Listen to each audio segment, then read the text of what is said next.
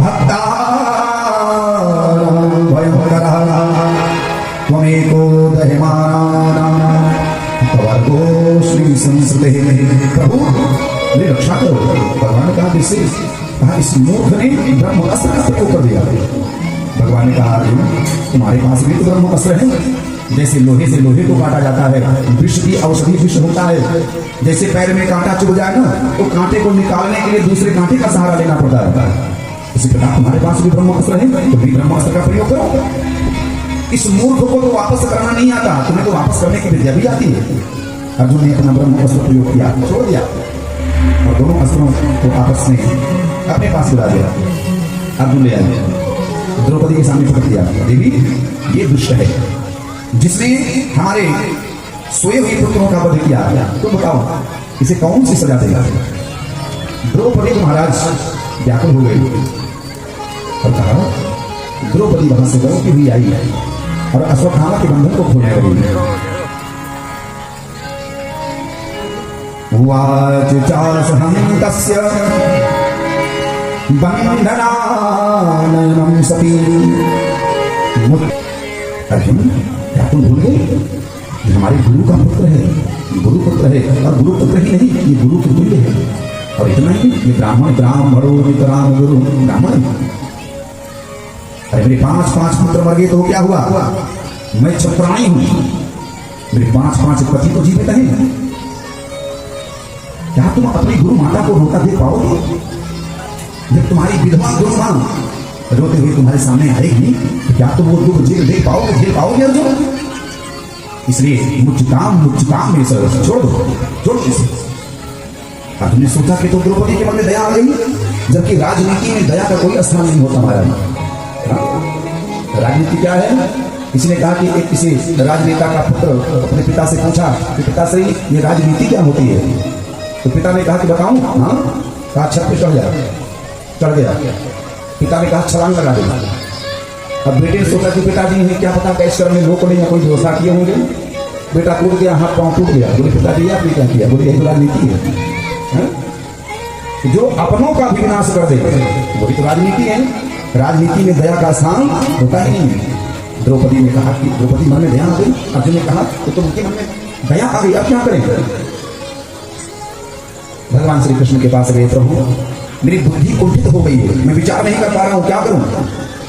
भगवान ने कहा अर्जुन देखो ये ब्राह्मण है, ब्रह्मवन्धुर्नहंतव्य आतताई बधारहणः मयो भयमानातं परिपाहि अनुशासनम्।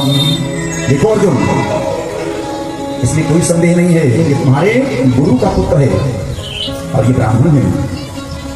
ब्राह्मण कैसा भी हो, कितना भी दुराचारी क्यों ना हो, कितना भी पापी क्यों ना हो, वो कभी मारने के योग्य नहीं होता, उसकी कभी हत्या नहीं करनी चाहिए। लेकिन आतताई आतंकवादी कोई भी हो उसे छोड़ना भी नहीं चाहिए। भीम ने कहा वाह कर लो बात, बस आप जैसे दो चार न्यायकर्ता हो जाए ना बस हो गया कल्याण। भगवान ने कहा चुप रहो, बात समझ में आए तो बीच में बोलना नहीं चाहिए।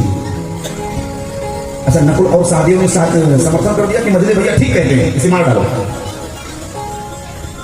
अर्जुन को जिन्होंने गीता का ज्ञान प्राप्त किया है महाराज, उनकी बुद्धि कितनी तीव्र होगी। अर्जुन भगवान के इशारे को समझ गए। अर्जुन ने क्या किया? अश्वत्थामा का अपमान कर दिया, उसके बाल को बना दिया, आधी दाढ़ी बना दी, मूछ बना दी, मुख पर कालिक पोत दी, जूते चप्पल की माला गले में पहना दी, गधे को ऊपर उठाकर नगर से धक्के देके भगा दिया। सबके कठिन जाति अपमाना। अर्जुन ने सोचा भगवान सत्य कह रहे हैं कि ब्राह्मण है, अगर इसकी हत्या कर दूंगा तो ब्रह्म हत्या हो जाएगी। फिर बोले अपमान करो, ये जब तक जीवित रहेगा तब तक मरेगा, तिल तिल मरेगा, प्रतिदिन मरेगा। जब जब ये अपने अपमान को सोचेगा ना तब तक इसे मृत्यु तुल्य कष्ट होगा। श्री सूत जी कहते हैं ऋषियों, अश्वत्थामा को तो ये सोचना था कि चलो अर्जुन ने मेरा थोड़ा अपमान ही तो कर दिया, फिर क्या हुआ? मैंने इसके लिए अपराध 5 पुत्रों को मैंने मार डाला, अर्जुन ने तो मेरा अपमान किया है, कोई बात नहीं, भूल जाना था, लेकिन दुष्ट था। इसने सोचा कि मैं पांडवों के वंश में किसी को जीवित नहीं छोड़ूंगा। क्यों? क्योंकि इन्होंने मेरा अपमान किया है। और फिर हंसने लगा। हाँ, अब इनकी कुलमी बचाई कौन? द्रौपदी की 5 पुत्र थे, मैंने खत्म कर दिया। ले देखिए 5 पांडव बचे हैं, ये आज नहीं तो कल अपने आप ही समाप्त हो जाएंगे। बचा कौन है?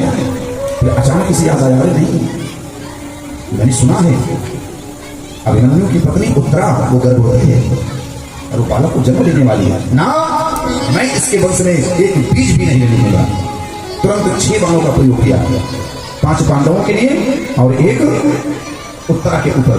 उस समय भगवान द्वारिका जा रहे थे, रथ पर बैठी रहे थे। कितनी में उत्तरा आई और उत्तरा ने कहा कि हे प्रभु पाहि पाहि महायोगिनी देव देव जगतपते नान्यं पद भयं पश्य यत्र मृत्यु परस्परम। पाहि मां द्वारिकाधीश, पाहि मां, मेरी रक्षा करो, रक्षा करो। किसने कहा कि वहां 5 पांडव भी खड़े थे, द्रौपदी भी खड़ी थी, माता कुंती भी खड़ी थी। तो उत्तरा भगवान कृष्ण के पास क्यों गई? अरे भाई, उसको अपने ससुर के पास जाना चाहिए। धर्मराज युधिष्ठिर खड़े हैं, गदाधर भीम खड़े हैं, धनुर्धर अर्जुन खड़े हैं, तलवार में निपुण नकुल खड़े हैं। उनको तो अपने परिवार में अपना दूल्हा लेके जाना चाहिए। भगवान के पास क्यों गई? तो किसी ने कहा उत्तरा समझदार थी। उत्तरा ने सोचा मेरी सास भी तो गई थी इनके पास। द्रौपदी का जब वस्त्र हरण हो रहा था, चीर हरण हो रहा था, तो उस सभा में भी तो 5 पांडव बैठे थे। वहां तो विस्फिता जैसे धुरंधर बैठे थे। लेकिन अगर वहां कृष्ण नहीं होते तो आज मेरी सासू मां भी ना होती। इसलिए उत्तरा ने सोचा कि मैं उधर ना जाके मैं पहले ही पहुंच जाऊं। और उत्तरा भगवान के चरणों में आई। भगवान ने अविलंब उत्तरा के गर्भ की रक्षा की और महाराज परीक्षित का जन्म हुआ। भगवान तो द्वारिका जाने वाले थे लेकिन नहीं गए। आज भगवान को माता कुंती पहचान गई और कहा प्रभु आज मैं आपको पहचान गई, आज आपको वंदन करने से मुझे कोई नहीं रोक सकता। भगवान का हुआ ये क्या कर रही हूं? माता कुंती ने कहा प्रभु आपकी यही मोहिनी मूरत, आपकी यही तो मुस्कान, आपकी यही वाणी तो सबको आपकी माया में उलझा कर रखती है। आप किसी को बुआ बना लेते हो, किसी को फूफा बना लेते हो, किसी को जीजा बना लेते हो, किसी को बहन बना लेते हो, किसी को भांजा बना लेते हो, किसी की खुद बन जाते हो। लेकिन आज आपकी चोरी मेरे सामने नहीं चलेगी। भगवान ने कहा सुना पड़े भैया, ये बुआ जी कह रही है कि मैं भगवान हूं, तो लो मैं स्वीकार करता हूं मैं भगवान हूं और मैं तुम सबसे कहता हूं कि जिसकी जो इच्छा हो वो मांग लो। सभी ने कुछ ना कुछ मांगा। माता कुंती का नंबर आया।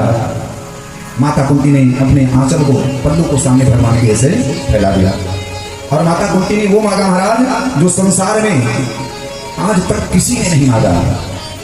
माता कुंती ने कहा प्रभु विपदा संतुना शाश्वत तत्र तत्र जगत गुरु भवतो दर्शनम यस्याद पुनर्भव दर्शनम।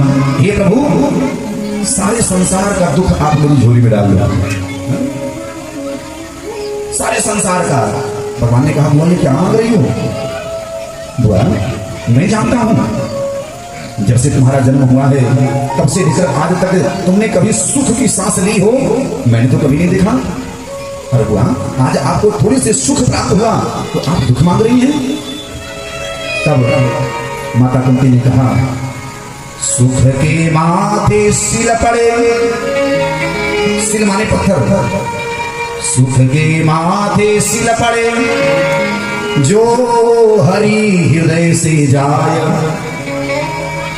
बलिहारी वा दुख की जो पल पल नाम जपाय, दुख में सुमिरन सब करे सुख में करे न कोय, जो सुख में सुमिरन करे भैया दुख काहे को। इसीलिए माता कुंती ने कहा प्रभु आसरा इस जहां का मिले ना मिले।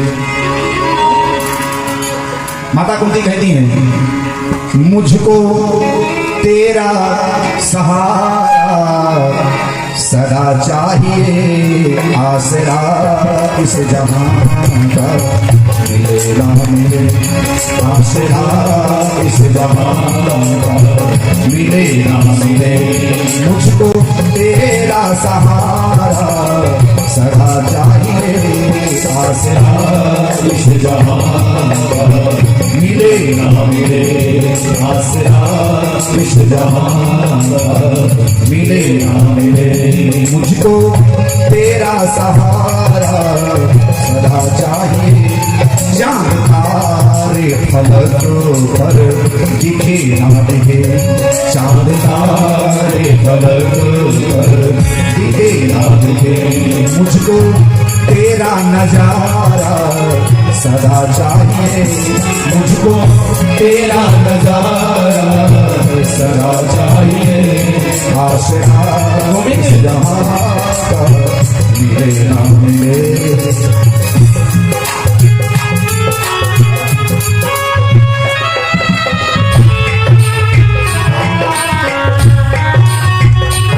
राधे गोविंद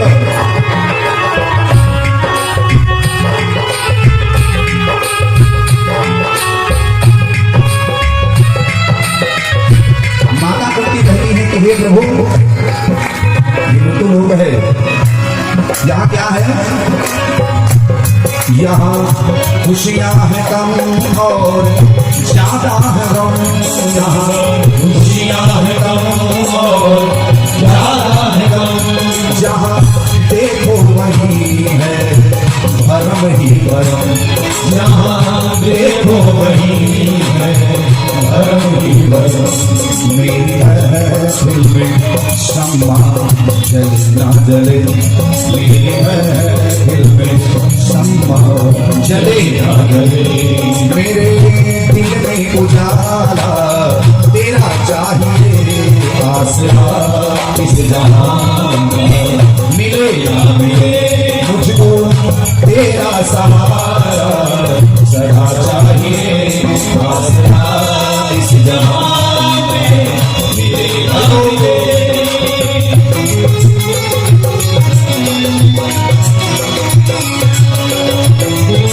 हरि बोल।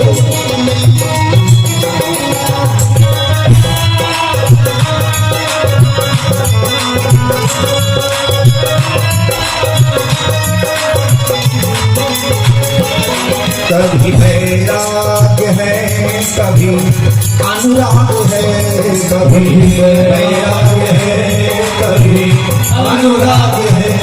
जहाँ बदलते हैं माली वही बाग है, जहाँ बदलते हैं माली वही बाग है। मेरी चाहत की दुनिया बसे ना बसे, मेरी चाहत की दुनिया बसे ना बसे। मेरे दिल में बसेरा तेरा चाहिए, मेरे दिल में बसेरा सदा चाहिए, आसरा इस जहां का मिले ना मिले। मुझको तेरा सहारा सदा चाहिए, मुझको तेरा सहारा सदा चाहिए।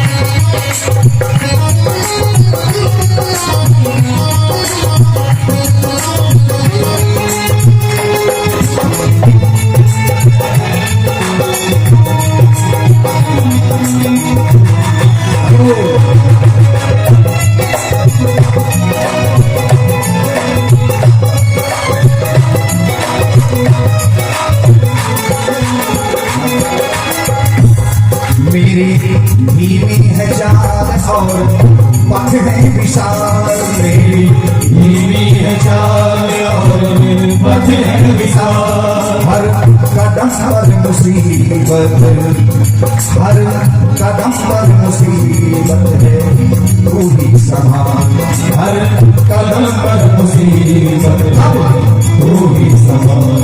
मेरे पैर मेरे थके ये चले ना चले, पैर मेरे थके ये चले ना चले, मेरे दिल में इशारा तेरा चाहिए, मेरे दिल में इशारा तेरा चाहिए, मेरे आसरा इस जहां तेरा सहारा सदा चाहिए, तेरा सहारा सदा चाहिए, चांद तारे पलक पर दिखेगा मुझे, चांद तारे पलक पर दिखेगा मुझे, मुझको तेरा नजारा सदा चाहिए, मुझको तेरा नजारा सदा चाहिए, तेरा नजारा सदा चाहिए, आस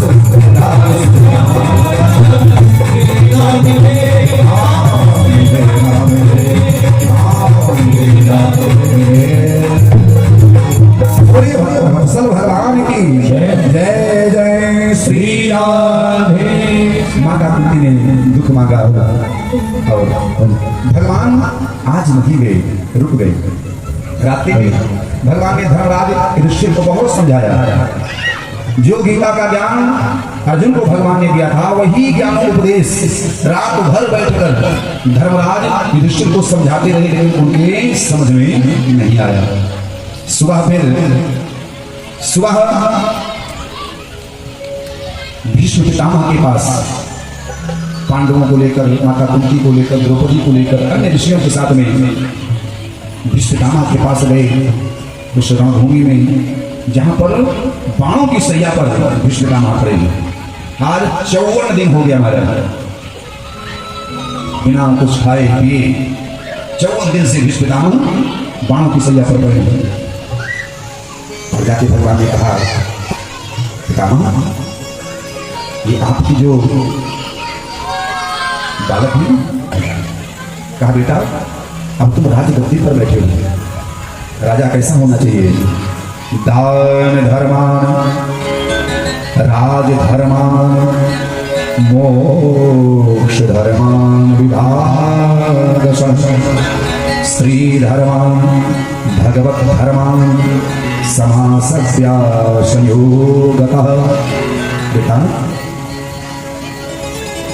गृहस्थियों को न्यायपूर्वक खूब धन कमाना चाहिए, न्यायपूर्वक, और उस कमाए गए धन से दशांश दान करना चाहिए। दो जगह कंजूसी नहीं करनी चाहिए। कहां कहां? एक भगवान का नाम जप करते समय, ये ना हो महाराज बस 5 माला हो गई बस हो गया ना? आज अगर 5 माला हुई ना तो भगवान से ये प्रार्थना करके उठो, हे प्रभु आज हमने 5 माला की है, ऐसी कृपा करो कि कल 6 माला हो जाए, परसों 7 माला हो जाए। भगवान के नाम जप में संतोष नहीं करना चाहिए, कंजूसी नहीं करना चाहिए, खूब जपो खूब जपो खूब जपो। और ईमानदारी से धन कमाने में कभी संतोष नहीं करना चाहिए, बेईमानी से